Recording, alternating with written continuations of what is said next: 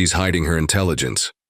That's what happens at the Gilded Gate Hotel, San Francisco, where Malika Johnson, 25, a hotel cleaner, is treated unfairly and forced to work hard. Orphaned at a young age, raised by loving grandparents, she scrubs floors to survive, hiding a dream nurtured by language. One fateful night, answering a frantic phone call in fluent German, Malika easily directs a lost guest, unaware that Grayson Caldwell, the hotel's richest owner, has heard her. Her sharp, confident voice piques his curiosity. Who is this woman? Invisible yet extraordinary. What secrets lie beneath her uniform?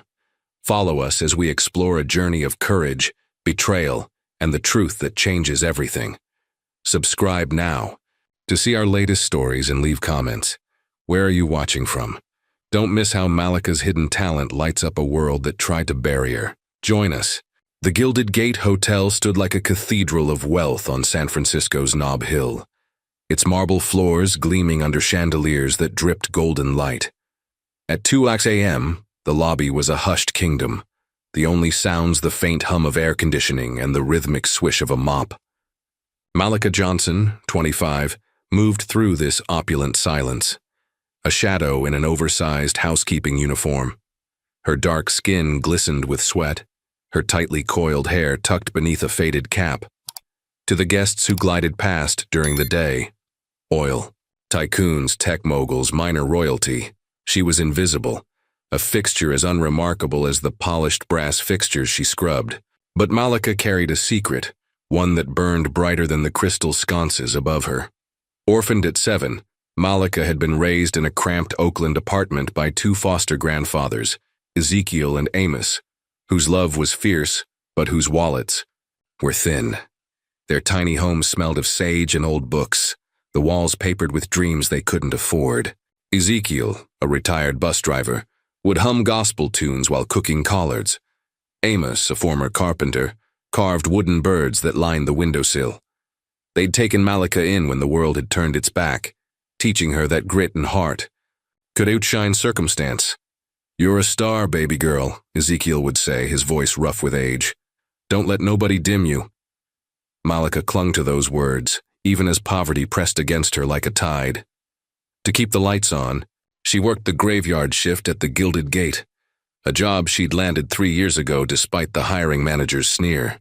"We're desperate," he'd muttered, eyeing her skin as if it were a stain. "Don't expect special treatment."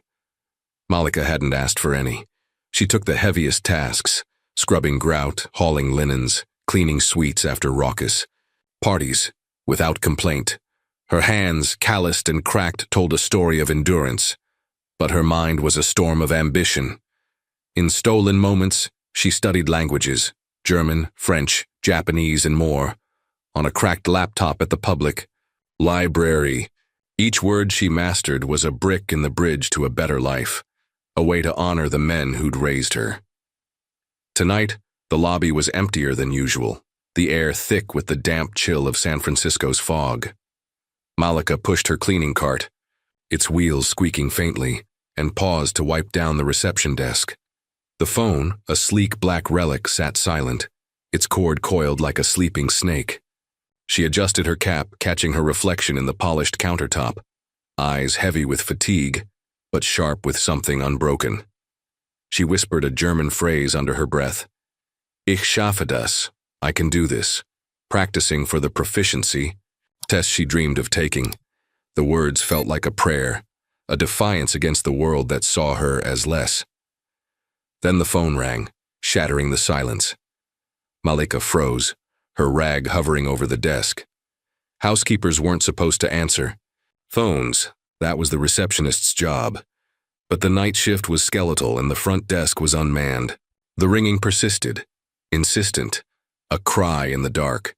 She glanced around, seeing only the empty expanse of marble and the faint glow of streetlights through the glass doors. With a steadying breath, she lifted the receiver. "Hello, Gilded Gate." "Hotel," she said, her voice soft but clear. A torrent of rapid German poured through the line, frantic and jagged. The caller, a guest, was lost in the city's labyrinthine streets, his rental car stalled near the Embarcadero. His words tumbled, over each other. Fear, frustration, a plea for help. Malika's pulse quickened, but her mind snapped into focus. She responded in flawless German, her accent crisp, her tone calm as a diplomat's. Bitte beruhigen Sie sich, she said. Please calm down. She asked for landmarks, piecing together his location, and guided him step by step back to the hotel's private garage. You're almost here, she assured him. Look for the golden sign. The call lasted 3 minutes. When she hung up, the lobby felt heavier, as if the air had thickened with the weight of what she'd done. She exhaled, her hands trembling slightly, and resumed wiping the desk, the rag moving in slow, deliberate circles. She didn't know that someone had been watching. Grayson Caldwell stood in the shadows near the grand staircase, his tailored coat blending into the dark. At 38, he was a man of quiet power, his sharp jaw and piercing gray eyes commanding rooms without effort. The Gilded Gate was his crown jewel, one of many in his empire, but he rarely walked its halls at night.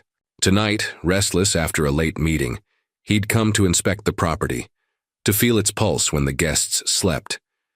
He hadn't expected to find her. Grayson had heard whispers about a housekeeper who solved guest problems with uncanny skill, calming disputes, giving directions, all without fanfare. He'd dismissed them as exaggerations, the kind of stories staff spun to pass time. But now, watching Malika, he felt a jolt of curiosity, sharp as a blade. Her voice, steady and fluent, had cut through the lobby's silence like a beacon. She hadn't hesitated, hadn't stumbled over a single word. Who was she? Why was someone with such talent scrubbing floors? He stepped closer, his polished shoes silent on the marble but stopped short of approaching. Malika, oblivious, tucked a stray curl under her cap and pushed her cart toward the service elevator. Her movements were efficient, practiced, but there was a grace to them, a quiet dignity that Grayson couldn't ignore. He leaned against a pillar, his mind turning. The Gilded Gate employed hundreds, most of whom he knew only as names on payroll. Malika Johnson wasn't one he'd noticed, until now. Back in Oakland, Malika's night wasn't over. The bus ride home was a blur of flickering streetlights and the low rumble of the engine. She clutched her cleaning tote, her body aching, but her thoughts were on the German call. Had she broken a rule? Would the manager, with his thin lips and colder eyes, reprimand her? She pushed the fear down. She'd helped someone. That was enough. Her apartment, a third-floor walk-up, was dark when she arrived. Ezekiel and Amos were asleep, their snores a soft duet through the thin walls. Malika tiptoed to the kitchen, where a chipped mug and a worn notebook waited. She brewed tea, the steam curling like a ghost, and opened her notebook.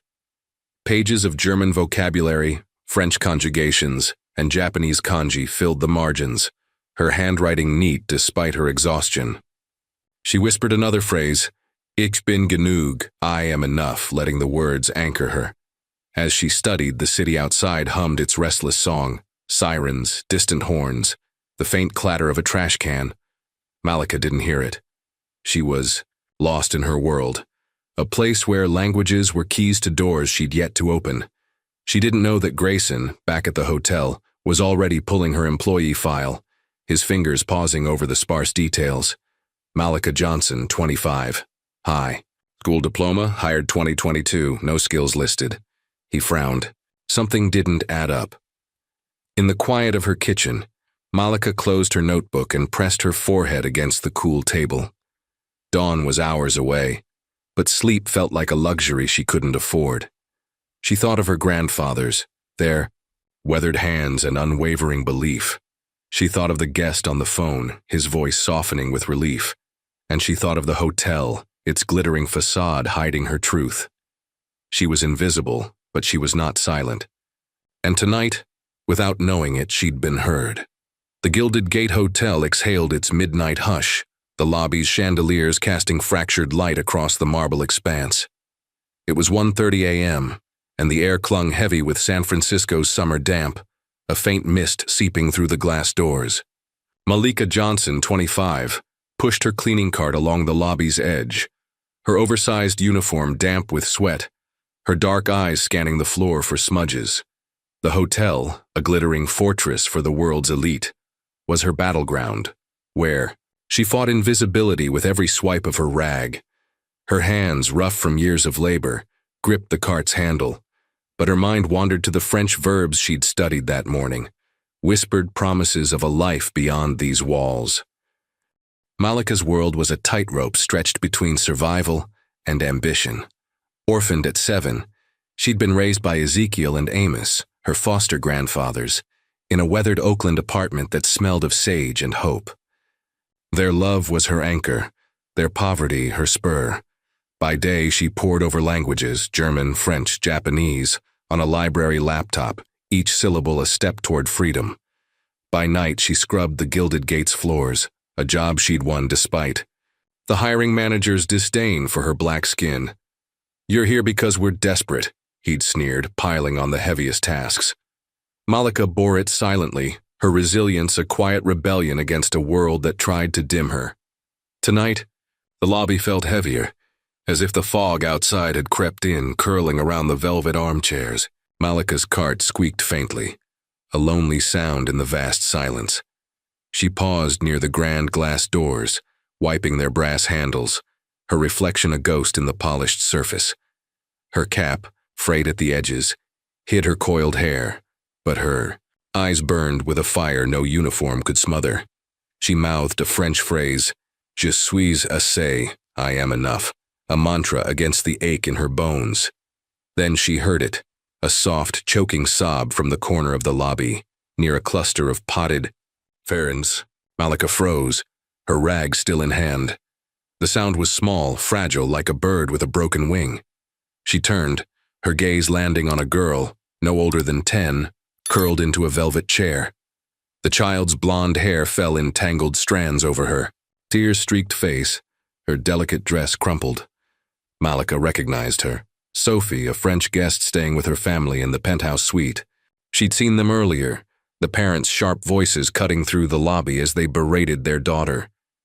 Malika's first instinct was to retreat. Housekeepers weren't supposed to engage with guests, especially not children of the elite. The manager's rules echoed in her mind. Stay invisible, don't speak unless spoken to. But the girl's sobs grew sharper, each one a needle in Malika's chest. She glanced around. The lobby was empty, the night receptionist gone, the doorman likely smoking out back. No one else was coming. Malika's heart, forged in the warmth of her grandfather's love, wouldn't let her walk away. She set her rag on the cart and approached, her soft-soled shoes silent on the marble. Kneeling beside the chair, she kept her voice low, her French, fluent and warm like a lullaby. "Petite, pourquoi pleures-tu? Little one, why are you crying?" Sophie's head jerked up, her blue eyes wide with surprise. The words, in her native tongue, were a lifeline in the cold grandeur of the hotel. She sniffled, wiping her nose with a crumpled sleeve. "They said I'm useless," she whispered in French, her voice trembling. "I forgot the dinner reservation, and Papa yelled. He said I'm a failure." Malika's throat tightened. She knew that word, useless, knew how it could burrow into a heart and stay there. She thought of Ezekiel's calloused hands, Amos's gentle smile, the way they'd taught her to rise above cruelty. "You're not useless," she said softly, her French flowing like a river. "You're enough, Sophie, let me tell you something." She sat back on her heels, her uniform creasing, and shared a piece of her truth. "I grew up with nothing but 2 old men who loved me. We had no money, no fancy house. But they taught me to dream. I work here, cleaning floors, but I'm learning languages to change my life. If I can do that, you can do anything." Sophie's tears slowed, her small hands unclenching.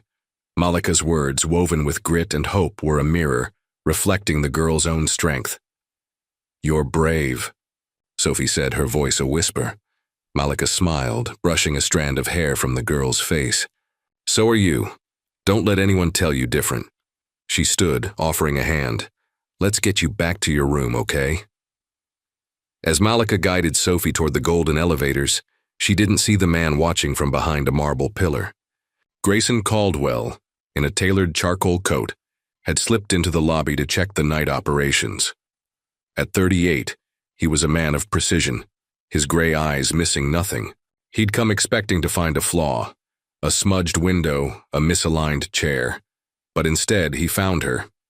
Malika's voice, soft yet commanding in French, had stopped him cold. Her empathy, her fluency, her ability to turn a child's despair into hope. It was extraordinary, a stark contrast to the menial role she played.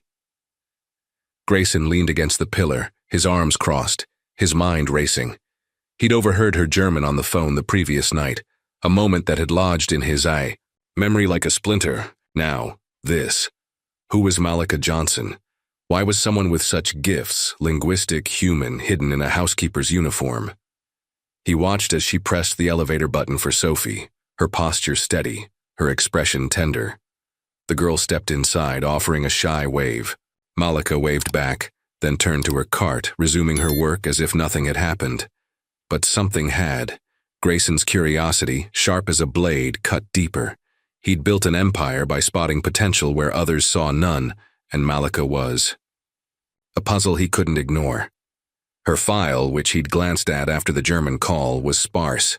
25, high school diploma, hired 2022, no skills listed.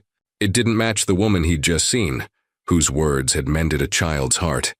He stepped back, his shoes silent on the marble, and slipped into the service hallway. He wouldn't approach her, not yet, but he would watch.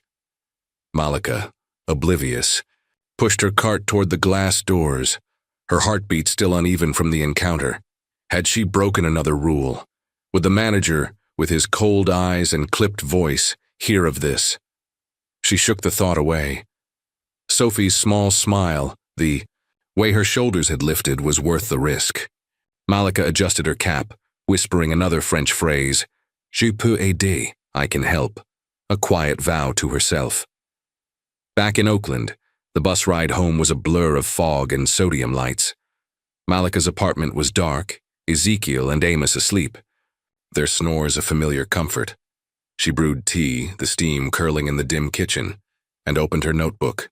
French verbs danced across the page, but her mind lingered on Sophie, on the weight of being seen, even for a moment. She closed her eyes, the hotel's grandeur fading, replaced by the warmth of her grandfather's love. She was invisible, but her heart had spoken, and somewhere in the shadows Grayson Caldwell had heard. The Gilded Gate Hotel shimmered under the weight of its own grandeur, its lobby a theater of wealth where chandeliers cast golden webs across the marble. Malika Johnson, 25, stood at the edge of this stage, no longer a shadow in a housekeeper's uniform but a shift manager, her new badge pinned to a crisp navy blazer. The promotion, offered by Grayson Caldwell after her unseen acts of brilliance, had thrust her into a world she'd only glimpsed from the sidelines. Yet, as she moved through the lobby, her steps measured, her dark eyes scanning the bustle of guests, she felt the air thicken with something heavier than the San Francisco fog. Resentment, sharp and unspoken, from those who'd once ignored. Malika's life was a tapestry of grit and quiet dreams. Orphaned at 7, raised by Ezekiel and Amos in an Oakland apartment where love was plentiful but money scarce, she'd learned to carry burdens with grace. Her foster grandfathers, with their gospel hymns and carved wooden birds, had taught her to shine despite the world's efforts to dim her. For years she'd scrubbed the Gilded Gate's floors, enduring the hiring manager's disdain for her black skin, her ambition hidden behind a veil of silence. She studied languages, German, French, Japanese, on a cracked laptop, each word a step toward a future she could almost touch.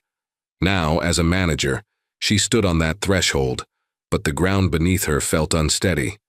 The lobby hummed with activity, guests in tailored suits weaving through with the confidence of those who belonged.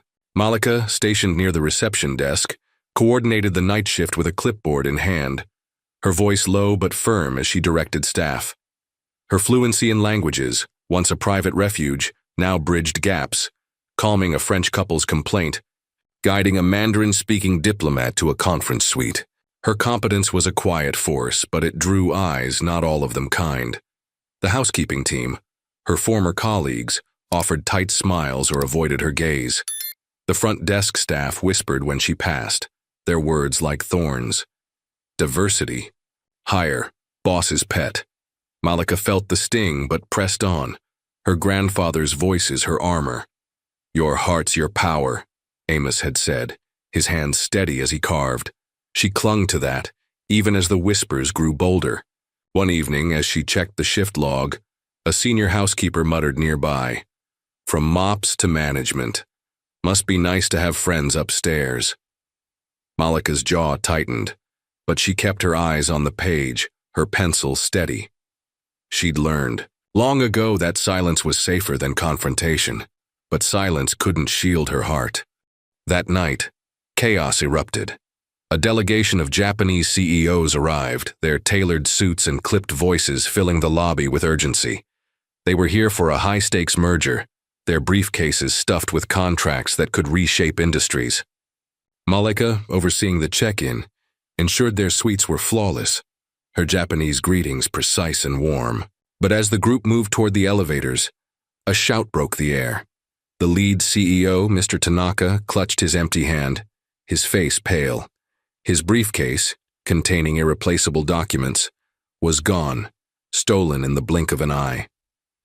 The lobby froze, the CEO's voices rising in a torrent of Japanese.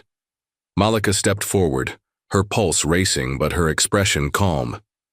"Shitsure shimasu," she said. "Excuse me," her fluency cutting through the panic. She listened as Tanaka described the briefcase. Black, leather gold clasp, last seen near the valet stand. The staff scrambled, security buzzing on radios, but Malika's eyes caught something else. A porter, young and nervous, lingering near the service elevator. His hands fidgeted, his gaze darting to the exit. She'd seen him before, always quiet. Always watching. Instinct took over. Malika signaled a security guard, her voice low. "Check the alley behind the service exit, now." She described the porter, her words clipped but certain. As security moved, she turned back to the CEOs, her Japanese steady as she reassured them. "We're handling this, Tanaka-san. Please let us work." Her calm anchored the group, their tension easing slightly. Minutes later, a guard returned, the briefcase in hand, recovered from a dumpster where the porter had stashed it. The thief, caught fleeing, was detained. The CEOs erupted in relief, Tanaka bowing deeply to Malika. "Your quick thinking saved us," he said in Japanese, his gratitude palpable. Malika nodded, her heart pounding, and translated his thanks for the staff. The lobby resumed its rhythm, but the moment lingered, a beacon in the fog. Grayson Caldwell, alerted to the crisis, arrived as it resolved, his gray eyes locking on Malika. He'd been watching her since her promotion, noting her quiet efficiency, her ability to turn chaos into order. Now, standing by the reception desk, he saw something more. A leader, not just a manager. "Meet me in my office," he said, his voice low. Malika nodded, her stomach twisting. Had she overstepped? As the CEOs were escorted to their suites, she followed Grayson to the executive floor, the elevator's hum a counterpoint to her racing thoughts. In his office, the city skyline glittered through tall windows, a stark contrast to the tension in the room. Grayson leaned against his desk, his coat draped over a chair. "That was extraordinary," he said. "Your instincts, your languages, they're wasted in shift management. I'm creating a role, international guest relations lead. It's yours, effective tomorrow." Malika blinked, the words heavy as stone. "Why me?" she asked, her voice soft but steady. Grayson's gaze didn't waver. "Because you see what others miss, you act when others hesitate." She wanted to believe him, but doubt gnawed at her. The whispers, the sneers, they'd only grow louder now. She nodded, accepting, but her hands clenched at her sides. "Thank you," she said, the words tasting like both victory and fear. Back in Oakland, the bus ride home was a blur of neon and shadow. Malika's apartment was dark, Ezekiel and Amos asleep, their snores a gentle rhythm. She sat at the kitchen table, her tea gone cold, her notebook open to a page of Japanese verbs. The promotion felt like a dream, but the resentment was real, a weight she couldn't shake. She thought of the porter, his nervous eyes, and wondered if he'd seen her as an enemy too. She thought of the housekeeper's words, the staff's stares. She thought of Ezekiel's voice, "Your heart's your power." Malika traced a phrase in her notebook. "Watashi wa katsu."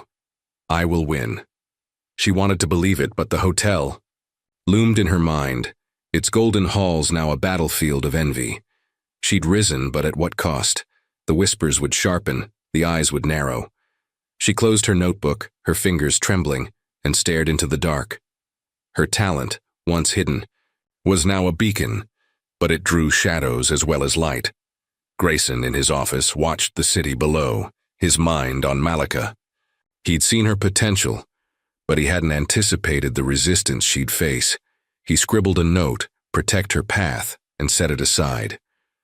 She was more than a manager, more than a solution. She was a force, and he'd ensure she had the chance to rise. Malika, alone in her kitchen, whispered, "I am enough." The words were a vow, a shield against the resentment that waited. She'd climbed one rung, but the ladder was steep, and the hands reaching to pull her down were many. The Gilded Gate Hotel stood like a gilded cage, its marble lobby a mirror reflecting wealth and whispers. Malika Johnson, 25, moved through its corridors, her navy skirt and silk blouse a far cry from the housekeeper's uniform she'd worn weeks ago. Her new role as international guest relations lead, bestowed by Grayson Caldwell after her heroics with the Japanese CEOs, had elevated her to a world of glass-walled offices and global diplomacy. Yet as she stepped into the executive lounge, her badge glinting under the soft light, she felt the weight of eyes, sharp, judgmental, slicing through her like blades. The whispers that had begun with her first promotion had grown into a chorus, their venom seeping into the cracks of her resolve. Malika's life was a delicate balance of duty and dreams. Orphaned at 7, raised by Ezekiel and Amos in an Oakland apartment where love was the only currency, she'd learned to navigate a world that often turned its back. Her foster grandfathers, with their gospel hymns and carved wooden birds, had taught her to stand tall. For years she'd scrubbed the Gilded Gate's floors, her black skin a target for the hiring manager's scorn, her ambition hidden in late-night language studies, German, French, Japanese. Now her fluency was her shield, her work a testament to her worth, but the hotel's golden halls echoed with doubt, not praise. The executive lounge was a sleek sanctuary, its leather chairs and frosted glass partitions a world apart from the service basement. Malika sat at a corner table, her tablet open to a schedule packed with tasks, coordinating a German delegation's itinerary, translating a French investor's contract, guiding a Korean media team through the hotel's protocols. Her fingers moved with precision, her mind a whirlwind of languages and logistics. She was good at this, better than good, but every keystroke felt like a defense against the murmurs that trailed her. Diversity hire, boss's favorite. She didn't earn it. The whispers had sharpened since her promotion. Colleagues in the office, with their polished degrees and practiced smiles, saw her as an intruder. They didn't know her story, the nights spent studying by lamplight, the sacrifices for Ezekiel and Amos, the grit that had carried her from mops to management. They saw only her skin, her lack of a college diploma, and her rapid rise. One afternoon, as Malika prepared notes for a Mandarin-speaking guest, she overheard 2 assistant managers in the lounge, their voices low but cutting behind the frosted partition. "Nobody climbs that fast unless they're sleeping with someone," one said, her tone dripping with disdain. "Especially someone like her. Housekeeper to this? Please, Grayson must like her little language tricks." Malika froze, her pen hovering over her tablet. The words were a slap, their implication a poison that burned her chest. She wanted to stand, to confront them, but her body wouldn't move. She sat, her breath shallow, as the women left, their laughter echoing like a taunt. The lounge felt smaller, the air suffocating. She stared at her reflection in the tablet's screen. Dark eyes, coiled hair, a face that carried her grandfather's strength but now felt like a mask. Was this what they saw? A fraud? A woman who'd traded integrity for favor? She pushed. The doubt down, but it lingered, a shadow that followed her through the day. Her work didn't falter. She greeted the German delegation with flawless courtesy, translated the French contract with precision, guided the Korean team with warmth, but each task felt heavier, as if the whispers had added weight to her shoulders. She avoided the break room, where the housekeeping staff now turned away, their silence louder than words. She ate lunch alone in her office, a small space with a view of the city's fog-shrouded skyline, and wondered if she'd traded one form of invisibility for another. Back in Oakland, the night was a refuge. Malika's apartment was dark, Ezekiel and Amos asleep, their snores a familiar lullaby. She sat at the kitchen table, her tea cooling, her notebook open to a page of Malay verbs, her latest language. The words blurred as her mind replayed the lounge's venom. She thought of Ezekiel's hands, rough from years of driving buses, and Amos's gentle voice as he carved. "Your mind's your power," he'd said. She wanted to believe it, but the whispers were a tide, pulling her under. She stood, moving to the fire escape, the city sprawling below like a sea of lights. The fog was thick, muffling the world, and Malika let it wrap around her. She whispered a Malay phrase, "Saya cukup," I am enough, but the words felt hollow. She'd risen, but at what cost? The hotel, once a battlefield of labor, was now a minefield of judgment. She thought of Grayson, his steady gaze, his belief in her. Was he wrong? Or was she? At the Gilded Gate, Grayson Caldwell stood in his office, the city a canvas of gray beyond the windows. He'd noticed the change in Malika. Her shoulders tighter, her smiles rarer. The whispers had reached him too, carried by staff who thought he didn't listen. He knew the cost of her rise, the way success could draw envy like moths to a flame. He'd faced it himself, a working-class kid turned magnate, his every move scrutinized. But Malika's burden was heavier, her skin a target in a world that claimed fairness, but rarely delivered. He pulled her file again, the sparse details, mocking her truth. Malika Johnson, 25, high school diploma, hired 2022. He thought of her German call, her French with Sophie, her Japanese with the CEOs. She was a force, but forces drew storms. He scribbled a note, monitor staff dynamics, and set it aside. He couldn't shield her from the whispers, but he could ensure her path stayed clear.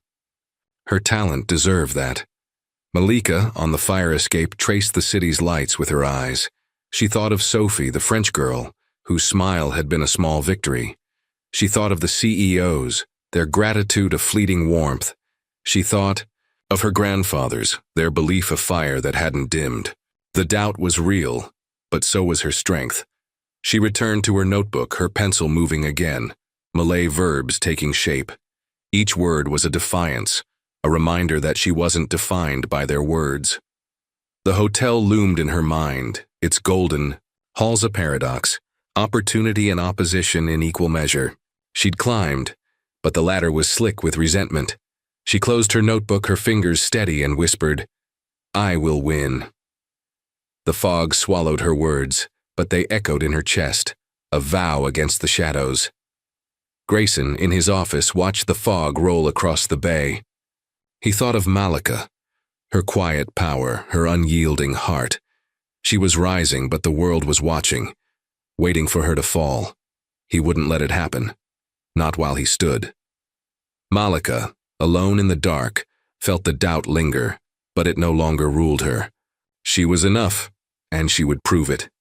To them, to herself, to the grandfathers who'd raised her to shine. The Gilded Gate Hotel loomed like a gilded fortress, its marble corridors cloaked in the hush of midnight.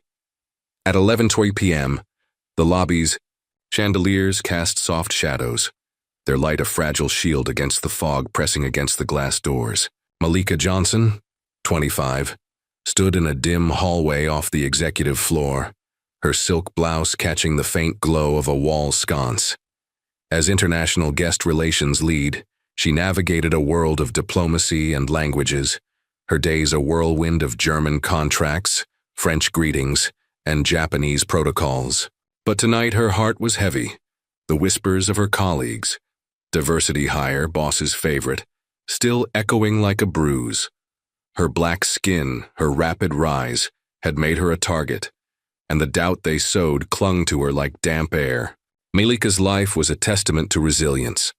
Orphaned at 7, raised by Ezekiel and Amos in an Oakland apartment where love outshone poverty, she'd learned to defy a world that diminished her. Her foster grandfathers, with their gospel hymns and carved wooden birds, had taught her to shine.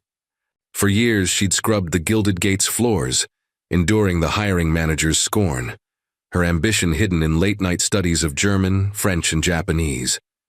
Now her languages were her power, her work a quiet rebellion, but the hotel's golden halls were a battlefield of envy and suspicion. She was reviewing a guest protocol with Grayson Caldwell, the hotel's owner, in the hallway, their voices low to avoid disturbing the late-night hush. Grayson, 38, stood with his coat draped over one arm, his gray eyes sharp but softened by a rare warmth. He'd seen her potential, her German call, her French with Sophie, her Japanese with the CEOs, and elevated her, but he'd also seen the toll of the whispers. "You're doing exceptional work," he said, his tone steady. Malika nodded, her tablet clutched like a shield. "Thank you," she murmured, but her thoughts were elsewhere, tangled in the doubt that gnawed at her worth.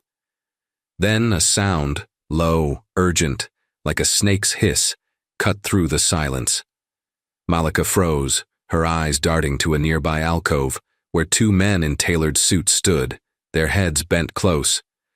Their voices were hushed, their words in Malay, a language Malika had been studying for months. She caught fragments. Children. Shipment. Midnight. French girl. Her blood turned to ice. The phrases were coded, but their meaning was unmistakable. A trafficking ring operating through the hotel, targeting children, including Sophie, the French girl Malika had comforted weeks ago. She grabbed Grayson's arm, her grip tight, and signaled for silence. Her heart pounded, but her mind was razor-sharp, parsing the Malay with practiced ease. She leaned close, her whisper barely audible. "They're talking about trafficking kids. Sophie's one of them. Midnight, basement." Grayson's jaw clenched, his eyes narrowing to slits. He nodded, his voice a low growl. "We stop this. Now." Malika's pulse raced, but she felt a surge of clarity, her fear eclipsed by purpose. She'd faced doubt, scorn, and invisibility, but this was bigger, a darkness she couldn't ignore. They slipped into a nearby office, the door clicking shut behind them. Malika's fingers flew over her tablet, pulling guest logs and security feeds. The men, registered as Malaysian diplomats, had booked a private meeting room in the basement, a space rarely monitored. She translated more of their conversation, her Malay precise. "The French girl's family is distracted. She's easy to take." Grayson's face was stone, but his voice was steady. "We need the police, but quietly. No mistakes." Malika nodded, her mind racing. She knew Sophie's room number, her family's schedule. She knew the hotel's blind spots, learned from years as a housekeeper. Grayson called a trusted contact at the San Francisco PD, his words clipped, urgent. Malika, meanwhile, cross-referenced the guest logs, spotting anomalies, late-night deliveries, unregistered visitors. Her languages, once a private dream, were now a weapon, decoding the traffickers' coded messages embedded in reservation notes. "They're using fake names," she whispered, pointing to a discrepancy. "This diplomat checked in with no passport scan." Grayson's eyes met hers, a flicker of admiration breaking through his intensity. "You're incredible," he said, almost to himself. The police arrived within the hour, plainclothes officers blending into the hotel's late-night rhythm. Malika and Grayson guided them to the basement, their steps silent on the service stairs. The air grew colder, the walls narrowing, the hum of the hotel's machinery a low pulse. Malika's heart thudded, memories of Sophie's tear-streaked face flashing in her mind. She'd promised the girl she was enough, and now that promise was a vow to save her, to stop this evil. In the basement, the meeting room's door was ajar, a sliver of light spilling out. The officers moved first, their weapons drawn, their voices sharp as they breached. Malika and Grayson stayed back, her breath shallow, his hand brushing hers in a fleeting gesture of reassurance. Shouts erupted, then silence, broken only by the sound of cuffs clicking. The officers emerged, escorting the two men, their faces pale with defeat. Behind them, 7 children, wide-eyed and trembling, were led to safety. Sophie, her blonde hair tangled, ran to Malika, her small arms wrapping around her waist. Malika knelt, her eyes burning as she hugged Sophie close. "You're safe," she whispered in French, her voice trembling but sure. Sophie nodded, her tears soaking Malika's blouse. The other children from countries Malika could only guess were guided to waiting vans, their futures reclaimed. The police praised Malika's quick thinking, her translations the key to unraveling the ring. Grayson stood beside her, his silence a steady presence, his gaze heavy with respect. Back in Oakland, the night was a blur. Malika's apartment was dark, Ezekiel and Amos asleep, unaware of the battle she'd fought. She sat at the kitchen table, her tea untouched, her notebook closed. The weight of the night pressed against her, the traffickers' voices, Sophie's hug, the children's haunted eyes. She'd faced doubt, but this was different. This was evil, raw and real, and she'd helped stop it. Yet the victory felt fragile, overshadowed by the knowledge that such darkness existed, hidden in the hotel's golden halls. She moved to the fire escape, the city's lights muted by fog. She thought of her grandfathers, their belief in her a beacon. She thought of Grayson, his trust a quiet strength. She whispered a Malay phrase, "Saya Menang, I won," but the words were a prayer, not a boast. The hotel, her battlefield, had revealed a deeper war, one against cruelty, against despair. She'd risen, but the shadows remained. Grayson in his office stared at the city below, the fog a veil over his thoughts. Malika's courage, her brilliance, had saved lives tonight. He'd seen her potential, but this was more, a heart that burned brighter than any empire he'd built. He scribbled a note, "Support her, always," and set it aside. She was a force, and he'd stand by her no matter the cost. Malika, on the fire escape, felt the night's chill, but her resolve was warm. The doubt, the whispers, the darkness, they hadn't broken her. She was enough, and she'd fight on for Sophie, for the children, for herself. The Gilded Gate Hotel stood silent under a starlit sky, its golden glow muted by the San Francisco night. Malika Johnson, 25, stepped out of the service entrance, her navy coat buttoned against the chill, her badge, International Guest Relations Lead, tucked away. The weight of the past week clung to her, heavy as the fog rolling off the bay. She'd faced darkness in the hotel's basement, her Malay translations unraveling a child trafficking ring, saving Sophie and others. The victory was hers, but the whispers of her colleagues, diversity hire, Grayson's favorite, still stung, their venom a shadow on her rise. Tonight, she felt both invincible and fragile, a paradox carved by courage and doubt. Malika's life was a bridge between sacrifice and hope. Orphaned at 7, raised by Ezekiel and Amos in an Oakland apartment where love was richer than money, she'd learned to defy a world that dismissed her black skin. Her foster grandfathers, with their gospel hymns and carved wooden birds, had taught her to shine. She'd scrubbed the Gilded Gate's floors, endured the hiring manager's scorn, and built dreams through late-night studies of German, French, and Japanese. Now her languages were her strength, her role a testament to her grit, but the hotel's golden halls were a crucible, forging her in fire and suspicion. Grayson Caldwell had called her that evening, his voice low through the phone. "Meet me tonight? Somewhere quiet. No work, just us." Malika had hesitated, her heart a tangle of fear and curiosity. The rumors, her rise tied to his favor, loomed large, but his tone, steady and unguarded, had disarmed her. She'd said yes, a single word that felt like stepping off a cliff.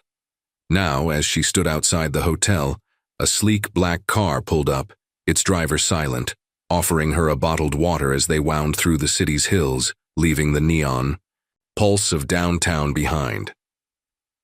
The car stopped at a cliffside overlook, a hidden perch above the Pacific where waves crashed against rocks far below. Grayson waited there, standing beside a wooden bench in a rooftop garden, wild sage and lavender swaying in the breeze. The city sprawled beneath them, a sea of lights flickering through the fog. He wore no coat, his shirt sleeves rolled to his elbows, his gray eyes catching the starlight.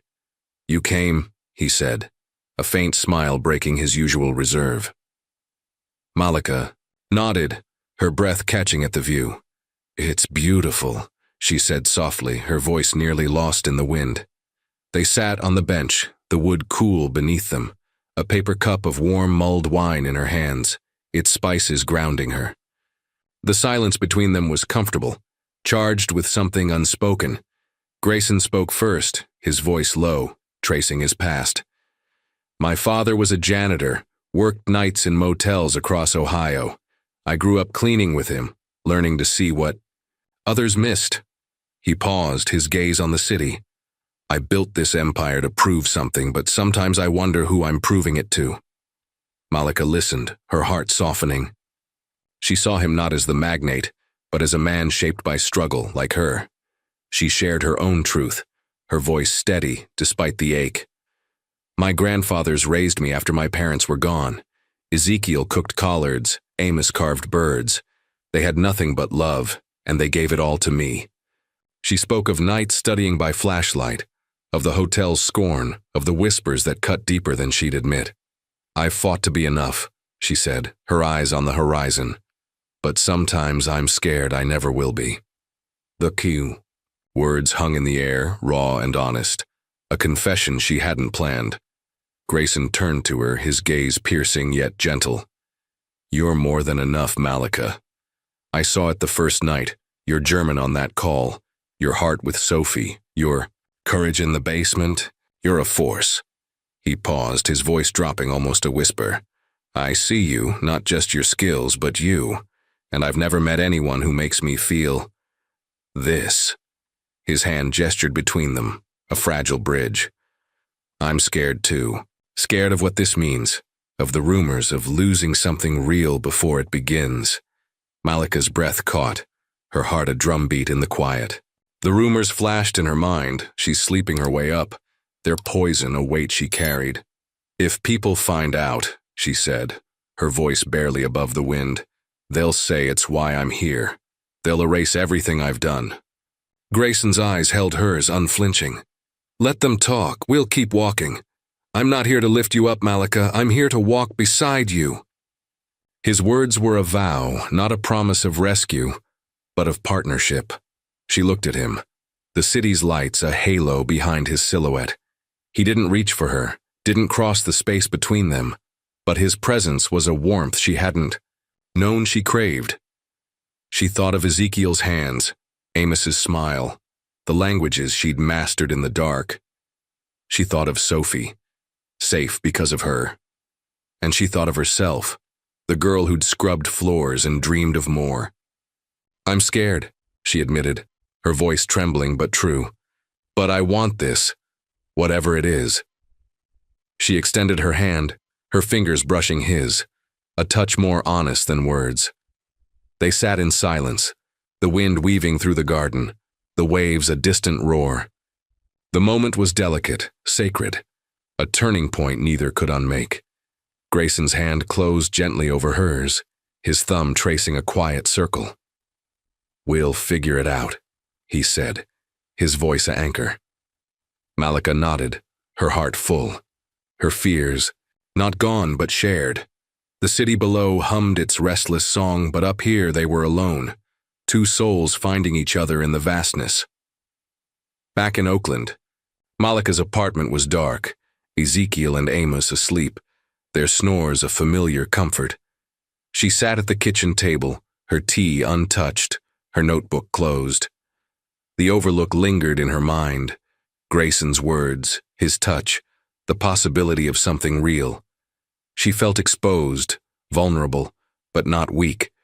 She'd faced doubt, darkness, and now this, a connection that terrified her as much as it thrilled her. She moved to the fire escape, the city's lights muted by fog, and whispered a French phrase, "Je suis assez," I'm enough.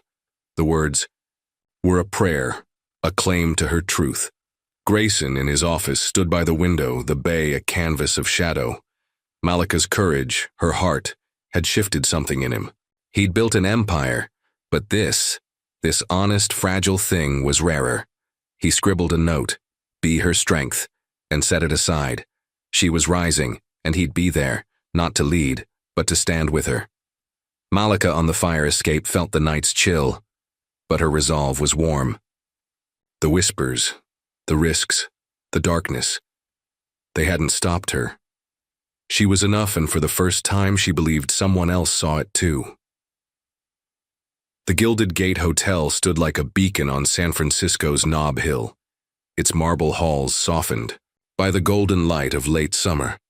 Months had passed since the night that shook its foundations, when Malika Johnson, 25, had unraveled a child trafficking ring with her Malay translations, saving Sophie and others. Now, as international guest relations lead, Malika moved through the hotel with quiet authority, her navy blazer and silver badge a far cry from the housekeeper's uniform she'd once worn. The whispers that had haunted her, diversity hire, Grayson's favorite, had faded, drowned by the weight of her competence. Yet as she stood in her office overlooking the city's fog-veiled skyline, Malika felt the echoes of her past, a reminder of how far she'd climbed and how fragile the summit could be. Malika's life was a tapestry of resilience and love. Orphaned at 7, raised by Ezekiel and Amos in an Oakland apartment where dreams outshone poverty, she'd learned to defy a world that scorned her black skin. Her foster grandfathers, with their gospel hymns and carved wooden birds, had taught her to shine. She'd scrubbed the Gilded Gate's floors, endured the hiring manager's disdain, and built a future through late-night studies of German, French, and Japanese. Now her languages were her crown, her role a testament to her grit, but the hotel remained a mirror, reflecting both her triumphs and the scars of her rise. Her days were a whirlwind of diplomacy, coordinating multilingual tours, negotiating with global partners, training staff in cultural nuances. She handled a South African envoy with warmth, guided a French tech mogul through the city's protocols, and translated for a Korean media delegation with precision. Her office, modest but elegant, held a small shelf of language texts and a framed photo of Ezekiel and Amos, their smiles her anchor. The staff, once wary, now sought her guidance. Their questions about etiquette, translations, guest preferences, met with her steady expertise. The housekeeping team, her former colleagues, offered nods of respect, their tight smiles replaced by genuine warmth. Her competence had silenced the doubters. Her courage had earned their trust. Yet Malika carried a quiet tension. The rumors had faded, but their memory lingered, a reminder of how quickly acceptance could turn to judgment. She thought of Sophie, the French girl, now safe with her family, who'd sent a letter inviting Malika to Paris. She thought of the children she'd helped save, their faces a weight she carried with pride and pain. And she thought of Grayson Caldwell, the hotel's owner, whose confession on the cliffside overlook had shifted something in her heart. Their bond, unspoken but real, was a warmth she hadn't dared hope for, but it came with risks, eyes that watched, tongues that waited to wag. Grayson was a constant presence, not as a boss, but as a partner. They collaborated on projects, debriefed over coffee, shared quiet moments in the hotel's rooftop garden. His gray eyes, once sharp with calculation, now softened when they met hers, a silent acknowledgement of their shared path. He'd kept his promise to walk beside her, never pushing, never presuming, but his presence was a steady flame, warming the edges of her doubt. Malika, for her part, felt her walls crumble, her fear of the rumors giving way to something braver. Trust, fragile but growing. One evening, as Malika crossed the lobby to a meeting, she paused by the main entrance. A young housekeeper, no, older than 19, was polishing the brass handles, her uniform loose, her shoes scuffed but clean. Her movements were careful, her eyes alert despite the late hour. Malika recognized herself in the girl, the quiet diligence, the hidden spark. She stopped, her heels clicking softly on the marble. "Is this your first week?" she asked, her voice warm. The girl straightened, startled, her hands clutching the rag. "Yes, ma'am," she said, her voice small but clear. Malika smiled, her gaze steady. "You're doing good work. Don't ever think nobody sees it." The girl's eyes widened, a flicker of surprise giving way to a shy nod. Malika turned, her heart full, and walked on, the moment a mirror to her own past. She'd been that girl, invisible but burning with potential, and now she was the one offering light. The lobby, once a battlefield, felt softer, its grandeur less daunting. Back in Oakland, Malika's apartment was a haven. Ezekiel and Amos greeted her with warm hugs, their pride a balm to her soul. "You're changing the world, Star," Amos said, his hands steady as he carved a new bird. Malika laughed, helping Ezekiel with dinner, their kitchen filled with the scent of collards and cornbread. She told them about Sophie's letter, about the staff's respect, about the girl at the entrance. She didn't mention Grayson, not yet. Their bond was too new, too precious to share. But as she sat on the fire escape later, the city's lights shimmering through the fog, she felt him, a quiet presence in her thoughts. She opened her notebook, a page of Malay verbs catching the moonlight. She whispered, "Saya melihat," I see, a phrase that felt like a vow. To see herself, to see others, to keep shining. The hotel, her grandfather's, Grayson, they were threads in a tapestry she was weaving, one of courage and love. The whispers, the darkness, the doubt, they hadn't broken her. They'd shaped her, and she was stronger for it. At the Gilded Gate, Grayson stood in his office, the bay a canvas of shadow beyond the windows. He'd watched Malika's rise, her grace under pressure, her ability to turn resentment into respect. She was more than he'd imagined that first night, when her German call had caught his ear. She was a leader, a light, and now, a part of his heart. He scribbled a note, billed with her, and set it aside. Their future was unwritten, but he knew he wanted her in it, not as a savior, but as an equal. Malika on the fire escape felt the night's chill, but her resolve was warm. She thought of the young housekeeper, of Sophie's letter, of Grayson's hand brushing hers. She'd climbed from the shadows, not by chance but by choice. The hotel, once a cage, was now a stage, and she was no longer invisible. She closed her notebook, her fingers steady, and whispered, "I am enough." The words were a truth, etched in her soul, a beacon for the horizon ahead. Grayson in his office looked out at the city, his thoughts on Malika. She was rising, and he'd be there, not to lead, but to share the journey. The Gilded Gate, with its golden halls and hidden truths, had brought them together, and now it was theirs to shape. Malika, alone in the dark, felt the weight of her past lift, replaced by the promise of what lay beyond. She was enough, and the world was beginning to see it too. The Sloan Amsterdam Hotel rose like a dream above the Prinsengracht Canal, its glass facade reflecting the soft hues of Dutch rooftops. 6 months had passed since Malika Johnson, 25, stood on San Francisco's cliffs with Grayson Caldwell, their hands brushing in a quiet vow. Now, on the hotel's stone terrace, she stood alone, her silk scarf, a gift from Grayson, fluttering in the crisp Amsterdam air. As Director of International Strategy, Malika had led the hotel's European expansion, her name etched in gold on her office door. The girl who once scrubbed floors at the Gilded Gate was now a force, her languages and courage reshaping an empire. Yet as she gazed at the canals below, their waters shimmering under the October sky, Malika felt the weight of her journey, a tapestry of scars and stars. Malika's life was a monument to resilience. Orphaned at 7, raised by Ezekiel and Amos in an Oakland apartment where love eclipsed poverty, she'd defied a world that scorned her black skin. Her foster grandfathers, with their gospel hymns and carved wooden birds, had taught her to, shine. She'd endured the Gilded Gates hiring manager's disdain, mastered German, French, and Japanese in the dark, and risen from housekeeper to leader. She'd saved Sophie and others from a trafficking ring, her Malay translations a blade against evil. The whispers, diversity hire, Grayson's favorite, had faded, replaced by respect earned through grit. Now, in Amsterdam, she was building a legacy, not just for herself, but for those who'd never been seen. Her days were a symphony of strategy, hiring multilingual staff, crafting cultural protocols, negotiating with Dutch, Belgian, and French partners. She navigated boardrooms with grace, her voice steady in German, her gestures warm in French, her precision sharp in Japanese. The hotel's opening had been a triumph, its glass doors welcoming dignitaries from across Europe as cameras flashed.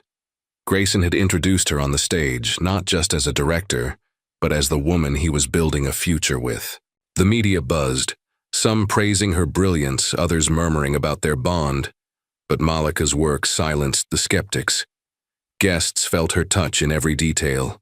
Seamless translations, curated experiences, while staff thrived under her leadership, her questions and listening ear making them feel valued.